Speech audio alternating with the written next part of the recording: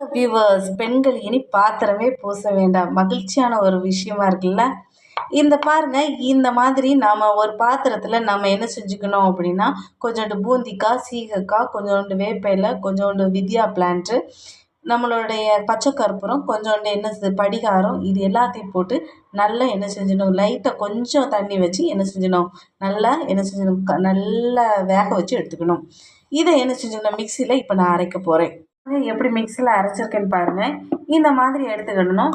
இதில் எவ்வளோ ஊற்றணும் அப்படின்னா, இந்த பக்கெட்டில் கொஞ்சம் ஊற்றினா போதும். இவ்வளவு போதும். ஒரு நாளைக்கு நம்மளுக்கு பாத்திரம் விளக்குறதுக்கு பாத்திரம் அதுவாகவே என்ன செஞ்சிடும், பூசி கொடுத்துரும். இவ்வளவு கொஞ்சம் போதும். இதில் சின்ன சின்ன கப்பு இந்த மாதிரி பாத்திரங்கள் நம்ம போட போகிறோம். இதில் மிச்சம் உள்ள தண்ணியை நாம் என்ன செஞ்சுக்கிறோம், இதில் ஆட் பண்ண போகிறோம். நம்ம வேக வச்சோல்ல அந்த பாத்திரத்தில் உள்ள தண்ணீரை இதில் கொஞ்சம் கொஞ்சம் நம்ம உங்கள் வீட்டில் இந்த மாதிரி வேஸ்ட்டு கரண்டிகள் நீங்கள் வேண்டான்னு சொல்லி தூர தூக்கி நீங்கள் என்ன வச்சுருக்கீங்களா, இந்த மாதிரி கூட நீங்கள் என்ன செஞ்சுக்கலாம், யூஸ் பண்ணிக்கலாம். கொஞ்சம் வெட்டி வேறு என்ன செஞ்சுக்கணும் அப்படின்னா, கொஞ்சம் ஊற போட்டு வச்சுக்கணும். ஊற போட்டு வச்சுக்கிட்டு நாம் என்ன செய்யணும் அப்படின்னா, இந்த பாகத்தில் இருந்து இப்படி அழகாக நம்மளுக்கு லெங்க்த்தாக கிடைக்கும். இந்த மாதிரி நாம் என்ன செஞ்சுக்கலாம், உங்களுக்கு எப்படி தோணுதோ அந்த மாதிரி நீங்கள் என்ன செஞ்சுக்கிடுங்க அப்படின்னா, இந்த மாதிரி உடன் ஸ்பூனை முழுசாக நீங்கள் என்ன செஞ்சுக்கிங்க, ஒரு ரப்பர் பேண்ட் போட்டுகிட்டே வாங்க.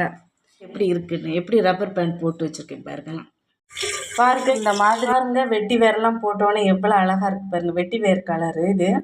இன்னொரு சின்ன பாத்திரத்தில் நான் என்ன செஞ்சுருக்கேன், இந்த மாதிரி சோப் லிக்விட் எடுத்துருக்கிறேன்.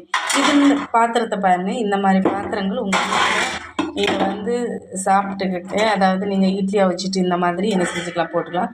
துணியில் நம்ம இட்லியாக வச்சோம் அப்படின்னா பாத்திரத்தில் ரொம்ப என்ன செய்யாது, அழுக்கு இருக்காது. நம்ம சாப்பிட்டுக்கிட்டு நம்மளுடைய பாத்திரங்கள் எல்லாத்தையும் பெரிய பெரிய பாத்திரங்கள்லாம் இதில் போட்டுக்கலாம்.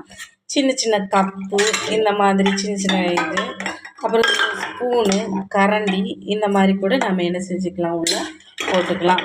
இந்த மாதிரி என்ன செஞ்சுக்கலாம், உடன் ஸ்பூன்லேயே கொஞ்சம் லைட்டாக அப்படி ஒரு என்ன செஞ்சுக்கலாம், நம்ம இந்த மாதிரி ஒரு கடைஞ்சோம்னாலே அது என்ன செஞ்சிடும், அதில் இருக்க அழுக்கெல்லாம் என்ன செஞ்சிடும், ஓரளவுக்கு என்ன செஞ்சிடும், வந்துடும்.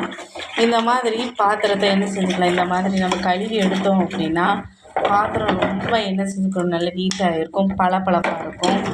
நான் பாருங்கள் எப்படி இருக்குது அப்படின்னு. நம்ம இன்னொரு வாஷ் கூட என்ன செஞ்சுக்கலாம், பண்ணிக்கலாம். இந்த மாதிரி நாம் என்ன செஞ்சுக்கலாம் அப்படின்னா, எடுத்து ஒரு ஒரு ஒரு வாஷ் கொடுத்தோம் அப்படின்னா அழகாக வாஷ், இந்த மாதிரி ஒரு வாஷ் கொடுத்தோம் அப்படின்னா அழகாக என்ன செஞ்சுக்கிறோம் அப்படின்னா வாஷ் ஆகிரும். பார்க்குறதுக்கு எவ்வளோ அழகாக இருக்குது பாருங்க. நம்ம கையை வச்சு எப்படி நம்ம ராவணா கூட நம்மளுக்கு இவ்வளோ அழகாக கிடைக்காது. இந்த மாதிரி கரண்டி, நம்மளுடைய மரக்கரண்டியை வச்சு நம்ம இந்த மாதிரி வெட்டி வேறு நமக்கு ஸ்க்ரப்பரை யூஸ் பண்ணிக்கிட்டோம் அப்படின்னா ரொம்ப அழகாக இருக்கும், மெனு மெனுன்னு இருக்கும், பாத்திரமும் அழகாக இருக்கும். பாருங்கள் எப்படி இருக்குன்னு.